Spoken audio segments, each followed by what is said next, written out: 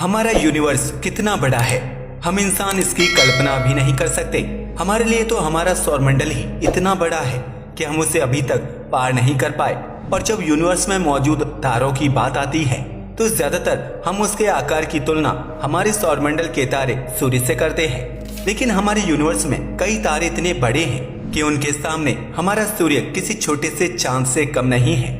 और आज के इस वीडियो में हम यूनिवर्स में मौजूद ऐसे ही एक तारे स्टीफेंसन 218 के बारे में जानने वाले हैं, जो सूर्य से करीब 2000 गुना ज्यादा बड़ा है और सूर्य से करीब 4 लाख गुना ज्यादा चमकदार है। हमारे यूनिवर्स में सबसे बड़े आकार वाले तारे रेड सुपर जायंट होते हैं, क्योंकि तारे की यही वो स्टेज होती है जिसमें वह अपने आकार को फैलाकर 10 से 100 गुना बढ़ा देता है। और वैज्ञानिकों की रिसर्च में भी यही सामने आया है कि स्टीफेंसन 218 एक रेड सुपर जायंट है, जिसे कुछ वैज्ञानिक इसके बड़े आकार के कारण extreme red hyper giant star भी कहते हैं। यह स्टार आज के समय स्क्यूटम कॉन्स्टेलेशन में स्थित है। कुछ वैज्ञानिक स्टीफेंसन 218 को कई और नाम से भी बुलाते हैं, जिसमें स्टीफेंसन 2DF-K1 और RSGC2-18 जैसे नाम शामिल हैं। स्टीफेंसन 218 यूनिवर्स में अभी तक के ज्ञात सबसे बड़े तारों की लिस्ट में शामिल है, जिसका आकार सूर्य से 2150 गुना बड़ा है, जिससे आप अंदाजा लगा पा रहे होंगे कि आखिर यह कितना बड़ा तारा है। अगर इतना बड़ा तारा हमारे सोलर सिस्टम में मौजूद होता तो ये हमारे सोलर सिस्टम के आखिरी ग्रह नेपट्यून तक फैला होता, जिसके बाद हमारे सोलर सिस्टम का आकार आज के मुकाबले कई गुना ज्यादा बड़ा होता, जिसमें मौजूद प्लैनेट भी काफी बड़े होते। और ऐसे में हमारी पृथ्वी ग्रह का मौजूद होना लगभग नामुमकिन ही होता, क्योंकि आज के समय हमारी पृथ्वी जहां मौजूद है वह ऑर्बिट भी इसके अंदर ही मौजूद होता। वैज्ञानिकों की माने तो इस तरह के तारे यूनिवर्स में दिखना काफी ज्यादा दुर्लभ है, क्योंकि इस तरह के बड़े तारे काफी जल्दी ही अपना ईंधन खत्म करके सुपरनोवा एक्सप्लोजन में फट जाते हैं और किसी ब्लैक होल या न्यूट्रॉन स्टार में बदल जाते हैं। पर यह तारा अभी तक सुपरनोवा धमाके में नहीं फटा है और ये भी अपने अंत की ओर तेजी से बढ़ रहा है। वैज्ञानिकों का अनुमान है कि कुछ मिलियन साल बाद ही यह एक बड़े धमाके में फटकर ब्लैक होल में बदल जाएगा। पर शायद हमें इसकी चिंता करने की जरूरत नहीं है, क्योंकि ये हमारी पृथ्वी से काफी ज्यादा दूरी पर मौजूद है। वैज्ञानिकों का अनुमान है कि यह तारा पृथ्वी से 18,900 प्रकाश वर्ष की दूरी पर स्थित है।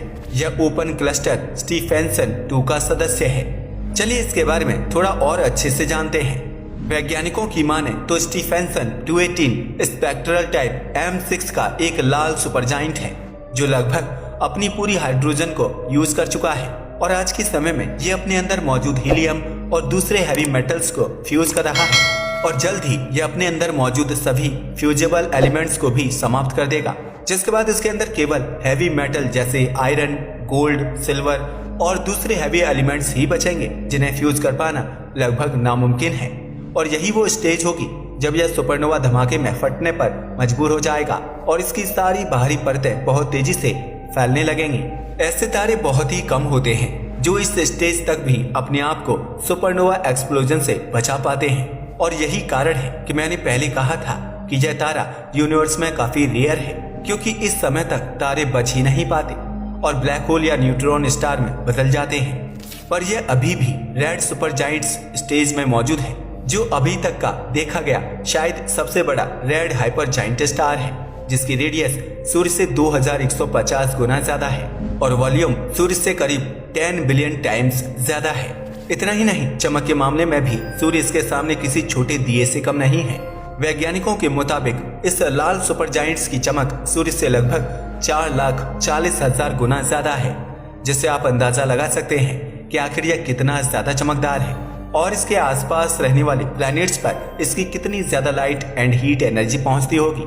और यही कारण है कि वैज्ञानिक मानते हैं कि इस तरह के तारे के आसपास जीवन का होना लगभग नामुमकिन ही होता है, क्योंकि यह तारे आसपास मौजूद प्लैनेट्स पर इतनी ज्यादा लाइट एंड हीट एनर्जी छोड़ते हैं कि वहां पर पानी लिक्विड स्टेट में रह नहीं पाता। इसके अलावा इनसे निकलने वाला रेडिएशन भी इतना ज्यादा होता है कि इनसे अरबों किलोमीटर दूर मौजूद प्लैनेट्स पर भी लाइफ का हो पाना लगभग असंभव ही होता है।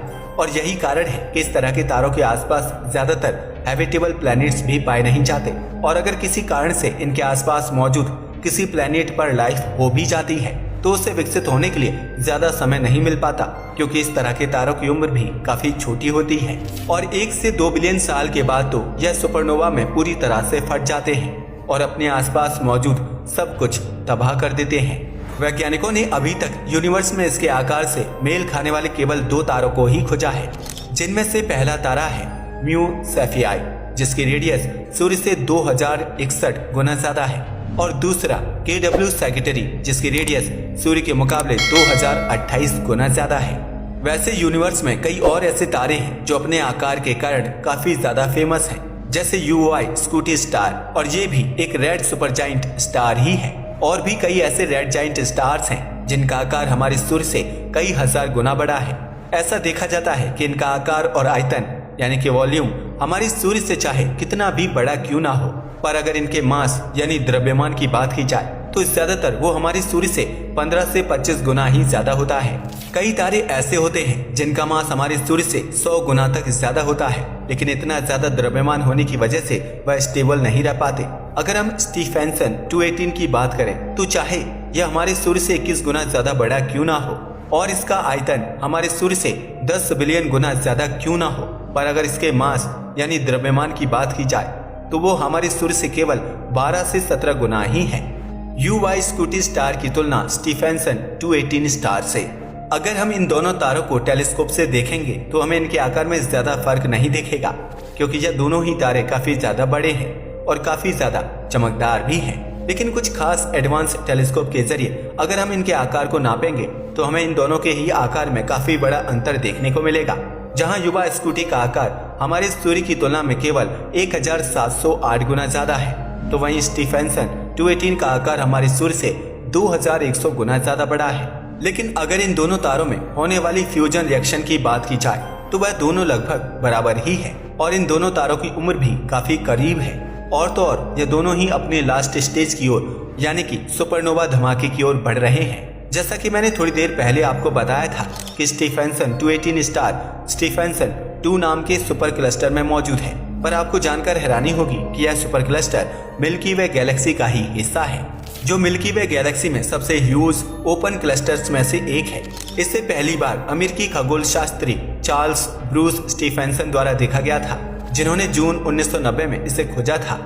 स्टीफेंसन ने एक space deep infrared objective prism survey technique से इस क्लस्टर की खोज की थी। वैज्ञानिकों की रिसर्च में ये सामने आया है कि स्टीफेंसन 2 क्लस्टर में 26 स्टीफेंसन 218 स्टार की तरह के रेड सुपरजाइंट स्टार मौजूद हैं, जिन्हें अभी तक सही से देखा तो नहीं गया है, लेकिन इनके ग्रेविटी इफेक्ट्स पूरे ग्रुप में दिखाई देते हैं। इन सभी तारों के बारे में सबसे पहली बार 2007 में एक साइंस मैगजीन में छापा गया था। अब आपके मन में ये सवाल आ रहा होगा कि आखिर यह तारा इतना बड़ा कैसे हुआ और इस तरह के तारे हमारे यूनिवर्स में इतनी कम संख्या में क्यों मौजूद हैं? वैसे ये बात सच है कि इनकी संख्या हमारे यूनिवर्स में मौजूद मीडियम रेंज येलो स्टार की तुलना में काफी कम है, लेकिन इसके बावजूद इनकी संख्या भी हमारे यूनिवर्स में अरबों में या फिर उससे भी ज्यादा हो सकती है। अभी हम इंसानों के टेलीस्कोप इतने ज्यादा ताकतवर नहीं है कि वह यूनिवर्स में ज्यादा दूरी तक देख पाएं, इसलिए हम अभी तक इन्हें ज्यादा संख्या में ढूंढ नहीं पाए हैं। पर वैज्ञानिकों को यकीन है कि यूनिवर्स में स्टीफेंसन 218 स्टार से भी कई गुना बड़े तारे मौजूद हो सकते हैं। इस तरह के तारे भी एक समय पर येलो या ब्लू स्टार होते हैं और जब ये अपना हाइड्रोजन फ्यूल खत्म कर लेते हैं तो यह धीरे धीरे बड़े होने लगते हैं। इस समय क्योंकि इनके अंदर काफी हैवी एलिमेंट्स फ्यूज होते हैं तो इसके चलते इनके रंग में भी बदलाव होता है और इन्हें गहरा लाल रंग मिलता है, जिसके कारण इस तरह के स्टार को रेड सुपर जाइंट कहा जाता है। स्टीफेंसन 218 स्टार की तरह के तारों का निर्माण ज्यादातर ब्लू स्टार के रेड जाइंट बनने पर होता है, क्योंकि ब्लू स्टार ही हमारे यूनिवर्स में मौजूद सबसे बड़े फर्स्ट स्टेज स्टार होते हैं और यही ऐसे तारे होते हैं जो अपने अंतिम समय में न्यूट्रॉन स्टार या फिर ब्लैक होल में बदल जाते हैं। और अगर स्टीफेंसन 218 की बात की जाए तो इसके मास को देखते हुए वैज्ञानिकों का अनुमान है कि यह जल्द ही सुपरनोवा धमाके के बाद एक ब्लैक होल में बदल जाएगा।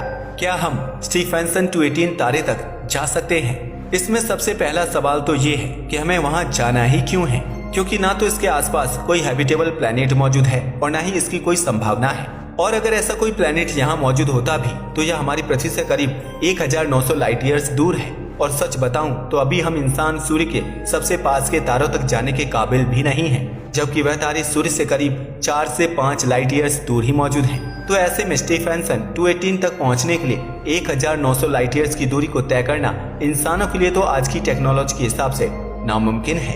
वैज्ञानिक स्टीफेंसन 218 पर क्यों रिसर्च कर रहे हैं? इस तरह के तारे हमें तारों की उम्र और समय समय पर उम्र के बढ़ने के साथ उनमें होने वाले बदलाव के बारे में काफी कुछ बताते हैं। सूर्य के आकार के मीडियम रेंज वाले तारों की उम्र काफी ज्यादा लंबी होती है और ऐसे में इनकी उम्र को स्टडी करना एक बड़ा प्रोसेस है और हम इंसानों की उम्र इतनी लंबी नहीं है कि हम अरबों सालों तक हमारे सूर्य में होने वाले बदलावों को देख सके। इसलिए स्टीफेंसन 218 जैसे बड़े सितारे जिनकी उम्र काफी छोटी होती है उन पर स्टडी करने से हमें तारों के बारे में काफी कुछ नई जानकारियां मिलती हैं जो हमें भविष्य में काफी मददगार साबित हो सकती हैं। आज के लिए बस इतना ही। जय हिंद दोस्तों।